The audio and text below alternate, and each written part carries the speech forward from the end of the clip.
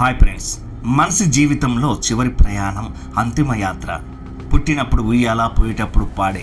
ఈ రెండింటి మధ్య మన జీవితం ఊగిసలాడుతూ ఉంటుంది. అయితే మన హిందూ సాంప్రదాయంలో చనిపోయిన వ్యక్తిని శ్మశానానికి తీసుకువెళ్ళేటప్పుడు వాహనాల్లో కాకుండా పాడె మీద, మనుషుల భుజాల మీద ఎందుకు తీసుకువెళ్తారు?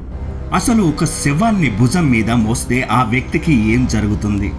పాడె మోసిన వారికి పుణ్యం వస్తుందా, లేక ఆత్మ వారిని వెంబడిస్తుందా? గరుడ పురాణం ప్రకారం శవం పాడె మీద ఉన్నప్పుడు ఆ జీవాత్మ ఏం ఆలోచిస్తుంది? పాడె మోసేవారు పాటించాల్సిన కఠినమైన నియమాలు ఏమిటి? ఈరోజు మన వీడియోలో ఈ గుడార్థాలన్నిటినీ గరుడ పురాణ సాక్ష్యాలతో సహా తెలుసుకుందాం. వీడియోను చివరి వరకు చూడండి, ఎందుకంటే ఇది కేవలం ఆచారం కాదు, ఒక గొప్ప బాధ్యత. మొదటగా పాడెను భుజం మీద మోయడం అనేది కేవలం రవాణా పద్ధతి కాదు. శాస్త్రం ప్రకారం దీనిని స్కందదానం అంటే భుజం ఇవ్వడం అంటారు. మనిషి పుట్టినప్పుడు తల్లిదండ్రులు, బంధువులు ఎత్తుకొని పెంచుతారు. ఆ శరీరానికి ఎంతో సేవ చేస్తారు. అందుకే ఆ శరీరం జీవం వదిలినప్పుడు దానికి కృతజ్ఞతగా, చివరి మర్యాదగా మనుషుల భుజాల మీదే పంపించాలి. ధర్మశాస్త్రాల ప్రకారం ఎవరైతే అనాథ శవాన్ని లేదా తమకు సంబంధం లేని వ్యక్తి శవానికి పాడె మోస్తారో వారికి అశ్వమేధ యాగం చేసినంత పుణ్యం లభిస్తుందని చెబుతారు. ఎందుకంటే ప్రతిఫలం ఆశించకుండా చేసే సేవ ఇది. జీవితంలో మనం ఎన్ని దానాలు చేసినా ఈ కడసారి మోత అనేది అత్యంత గొప్ప దానంగా పరిగణించబడుతుంది. ఇప్పుడు అత్యంత కఠినమైన విషయం, గరుడ పురాణం దీని గురించి ఏం చెబుతుంది? గరుడ పురాణం ప్రకారం మనిషి చనిపోగానే ఆత్మ వెంటనే పైలోకాలకు వెళ్ళిపోదు. శరీరం నుండి ప్రాణం పోగానే ఆత్మ బొటనవేలు పరిమాణంలో బయటకు వచ్చి తన శరీరాన్ని చూస్తూ విలపిస్తుంది. ఎప్పుడైతే బంధువులు శరీరాన్ని పాడె మీద కట్టి భుజాల మీద ఎత్తుకుంటారో ఆత్మ కూడా ఆ పాడేతో పాడే నడుస్తుంది. గరుడ పురాణంలో స్పష్టంగా ఉంది, శవాన్ని తీసుకువెళ్ళేటప్పుడు ఆత్మ తన ఇంటిని, బంధువులను చూస్తూ వెనక్కి తిరిగి చూడాలని ప్రయత్నిస్తుంది. కానీ యమభటులు పాశం వేసి ఆత్మను లాగుతూ ఉంటారు. మనిషి బరువు బ్రతుకున్నప్పుడు ఒకలా ఉంటుంది, ప్రాణం పోయాక మరోలా ఉంటుంది. మీరు ఎప్పుడైనా గమనించారా? శవం బరువు మామూలు శరీరం కంటే చాలా ఎక్కువగా అనిపిస్తుంది. గరుడ పురాణం ప్రకారం పాడె మోసే వ్యక్తి కేవలం శవాన్ని మోయడం లేదు, ఆ జీవాత్మ యొక్క కర్మలను కూడా కొంత దూరం మోస్తున్నాడు. గరుడ పురాణంలోని ప్రేతకల్ప ప్రకారం ప్రాణం పోయిన వెంటనే ఆ శరీరం ఖాళీ అవుతుంది. కానీ ఆ జీవుడికి సంబంధించిన వాసనలు ఆ శరీరం చుట్టూనే తిరుగుతూ ఉంటాయి. శవాన్ని పాడె మీద కట్టినప్పుడు ఆ జీవాత్మ ఆ పాడెను పట్టుకొని వేలాడుతూ ఉంటుందని పురాణం చెబుతుంది. అందుకే పాడె అంత బరువుగా అనిపిస్తుంది. మనిషి చనిపోయాక శరీరంలోని ప్రాణమయ కోశం విడిపోతుంది. అక్కడ ఒక శూన్యం ఏర్పడుతుంది. ప్రకృతి ధర్మం ప్రకారం శూన్యం ఎప్పుడూ శక్తిని ఆకర్షిస్తుంది. ఆరా ఇంటర్లాకింగ్. మీరు పాడెను భుజం మీద పెట్టుకున్నప్పుడు మీ ఆరా క్షేత్రం ఆ శవానికి సంబంధించిన ప్రేతశక్తి క్షేత్రంతో కలుస్తుంది. నేరుగా ప్రమాదం లేదు, కానీ శక్తిహీనత. చనిపోయిన శరీరం చుట్టూ నెగిటివ్ ఆయన్ల సాంద్రత మరియు విచ్ఛిన్నమవుతున్న కణాల వైబ్రేషన్స్ ఉంటాయి.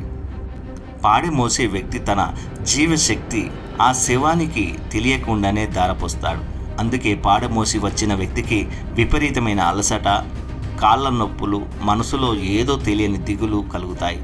ఇది కేవలం శారీరక శ్రమ కాదు, ఇది ప్రాణశక్తి ఖర్చవ్వడం. అందుకే మన పెద్దలు మైల అనే పదాన్ని వాడతారు. మైల అంటే బ్యాక్టీరియా మాత్రమే కాదు, అది డిస్టర్బ్ అయిన ఆరా. స్నానం చేయడం వల్ల, ఉప్పు నీటితో శుద్ధి చేసుకోవడం వల్ల ఆరా మళ్ళీ సరిచేయబడుతుంది. ఒక వ్యక్తి పాడెను ఎంత దూరం మోయవచ్చు? ఒక నిర్దిష్టమైన కొలత లేదు, కానీ ఒక ఖచ్చితమైన నియమం ఉంది. ఒక వ్యక్తి ఎప్పుడు ఒకే భుజం మీద లేదా ఒంటరిగా మొత్తం దూరం శవాన్ని మోయకూడదు. మన శరీరంలో ఇడ, పింగళ నాడులు ఉంటాయి. కుడి భుజం సూర్యనాడి, ఎడమ భుజం చంద్రనాడి. బరువును ఒకే వైపు ఎక్కువసేపు ఉంచితే ఆ వ్యక్తి యొక్క నాడీ వ్యవస్థ దెబ్బతింటుంది. ఆత్మ యొక్క బరువు ఆ వ్యక్తి ప్రాణశక్తిని ఒకే వైపు నుండి లాగేస్తుంది. దింపుడు కళ్ళెం దగ్గర పాడెను దించి భుజాలు మార్చుకుంటారు.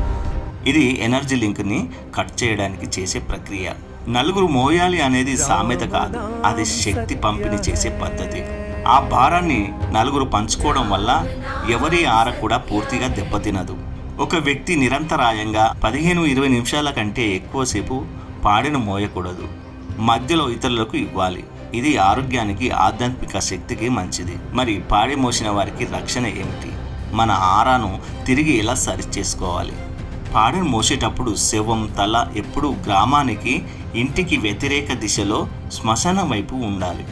ఎందుకంటే ఆత్మ చూపు ఇంటి మీద పడకూడదు, వెనక్కి చూడకూడదు. ఇది చాలా ముఖ్యం. మోసే వ్యక్తి వెనక్కి తిరిగి చూస్తే ఆత్మ యొక్క మోహపు చూపు ఆ వ్యక్తి ఆరాను లాక్ చేసే ప్రమాదం ఉంది. దీన్ని మనం దెయ్యం పట్టింది అని అపోహపడుతుంటాం. నిజానికి అది ఎనర్జీ లాక్. ఇంటికి వచ్చాక దీపాన్ని చూడడం, అగ్ని అనేది ఆరాన్ని శుద్ధి చేసే గొప్ప సాధనం. శ్మశానం యొక్క నెగటివ్ వైబ్రేషన్ని అగ్ని చూడగానే విచ్ఛిన్నమవుతాయి. సముద్రం స్నానం, తల స్నానం, ఉప్పు కలిపిన నీటితో స్నానం చేయడం వల్ల ఆరాకి అంటుకున్న నెగిటివ్ ఎనర్జీ తక్షణమే పోతుంది. పాడె మోయడం అనేది భయపడాల్సిన విషయం కాదు, ఇది ఒక పుణ్యకార్యమే. స్కందదానం అంటే ఆత్మకు పరలోకానికి వెళ్ళడానికి మనం చేసే వందెన. అందుకే పాడె మోసేవారు రామనామ సత్యహాయ్ లేదా గోవింద నామస్మరణ చేయాలి. ఆ శబ్దం ఆత్మకు ధైర్యాన్ని ఇస్తుంది. ఒకవేళ మోసేవారు మౌనంగా ఉంటే ఆత్మ యొక్క భయం మోసేవారి మనసుపై ప్రభావం చూపుతుంది. అందుకే పాడె మోసే వ్యక్తి మానసికంగా దృఢంగా ఉండాలి. మీరు గమనించే ఉంటారు, ఇంటి నుండి శ్మశానానికి వెళ్ళే దారిలో ఊరి పొలిమేరలో లేదా సగం దూరంలో వెళ్ళాక పాడెను కిందకి దించుతారు. దీన్నే దింపుడు కళ్ళెం అంటారు. దీని వెనుక 2 బలమైన కారణాలు ఉన్నాయి. పాత రోజుల్లో వైద్య సౌకర్యాలు లేవు. మనిషి నిజంగా చనిపోయాడా లేదా కోమాలో ఉన్నాడా తెలిసేది కాదు. నడక కుదుపులకు రక్త ప్రసరణ కలిగి మళ్ళీ బ్రతికే అవకాశం ఉందేమో అని చివరిసారిగా కింద దించి చెవులో పేరు పెట్టి పిలిచేవారు. ఆత్మకు తన శరీరంపై, ఇంటిపై మోహం చావదు. శ్మశానం వైపు వెళ్ళడానికి ఇష్టపడదు. యమదూతలు ఆత్మను బలవంతంగా లాగుతుంటారు. దింపుడు కళ్ళెం దగ్గర దించినప్పుడు ఆత్మకు చివరిసారిగా ఇక ఈ శరీరం నీది కాదు అని చెప్పడానికి సంకేతం ఇస్తారు. పాడె మోసేవారు తమ భుజాలను మార్చుకుంటారు. ఇది దిశ మార్చుకోవడానికి, బంధం తెంపుకోవడానికి సూచిస్తుంది. చాలా మందికి ఒక భయం ఉంటుంది, నేను శవాన్ని మోసాను కదా, ఆత్మ నన్ను వెంబడిస్తుందా, నాకు అంటుకుంటుందా అని. నిజానికి శాస్త్ర ప్రకారం ఆత్మ పాడె మోసిన వ్యక్తిని వెంబడించదు. ఆత్మ దృష్టి కేవలం తన శరీరం మీద మరియు తన కొడుకు పెట్టే పిండం మీద మాత్రమే ఉంటుంది. అంత్యక్రియలు పూర్తి చేసి తల కొరివి పెట్టిన తర్వాత ఆత్మకు ఆ శరీరం బూడిద అవ్వడం చూసి ఇక నాకు దారి లేదు అని అర్థమై పరలోక ప్రయాణానికి సిద్ధమవుతుంది. అయితే పాడె మోసిన వ్యక్తికి మైల అంటుకుంటుంది. మృత్యువు అనేది ఒక శక్తిహీనత. ఆ నెగిటివ్ ఎనర్జీని క్లియర్ చేసుకోవడానికి స్నానం చేయాలి అని చెప్పారు తప్ప ఆత్మ వెంబడిస్తుంది అని కాదు. కానీ బలహీన మనసున్న వారు, భయపడేవారు పాడెను మోయకపోవడం మంచిది. ఎందుకంటే భయమే దయ్యం అంటారు కదా. పాడె మోసేవారు పాటించవలసిన కఠినమైన నియమాలు. పాడె మోయడం పుణ్యమే, కానీ దానికి కొన్ని కఠిన నియమాలు ఉన్నాయి. అవేంటంటే వెనక్కి చూడకూడదు. పాడెను ఎత్తుకున్న తర్వాత లేదా శ్మశానంలో చితికి నిప్పంటించిన తర్వాత ఇంటికి వచ్చేటప్పుడు పొరపాటున కూడా వెనక్కి తిరిగి చూడకూడదు. అలా చూస్తే ఆత్మకు మళ్ళీ మోహం కలుగుతుంది లేదా ఆ నెగిటివ్ ఎనర్జీ ఆకర్షించబడుతుందని నమ్ముతారు. పాడె మోసిన వారు ఇంటికి రాగానే కాళ్ళు చేతులు కడుక్కోవడం కాదు, బట్టలతో సహా తల స్నానం చేయాలి. ఆ బట్టలను ఉతికి ఆరేయాలి. స్నానం చేయకుండా ఇంట్లోకి రాకూడదు. ముఖ్యంగా పిల్లలను, గర్భిణీలను తాకకూడదు. దీపం చూడడం. చాలా సాంప్రదాయాల్లో శ్మశానం నుండి రాగానే ఇంటి బయట పెట్టిన దీపాన్ని చూసి వెళ్తారు. అగ్ని సర్వ పాపహారిణి కాబట్టి శ్మశానంలోని క్రిములు, దోషాలు అగ్ని స్పర్శతో పోతాయి. పాడెను మోసేటప్పుడు అనవసరమైన కబుర్లు చెప్పుకోకూడదు. కేవలం దైవనామాన్ని స్మరించాలి. పాడెను మోయడం వల్ల అశ్వమేధ యాగం చేసిన ఫలితం దక్కుతుందని శాస్త్రం చెబుతుంది. మిత్రులారా, పాడె మోయడం అనేది భయపడాల్సిన విషయం కాదు. ఇది ఒక బాధ్యత, ఒక గొప్ప సేవ. జాతస్య హి ధ్రువో మృత్యు, పుట్టిన వానికి మరణం తప్పదు. ఈరోజు మనం ఒకరిని మోస్తే రేపు మనల్ని ఎవరో ఒకరు మోస్తారు. అదే సృష్టి ధర్మం.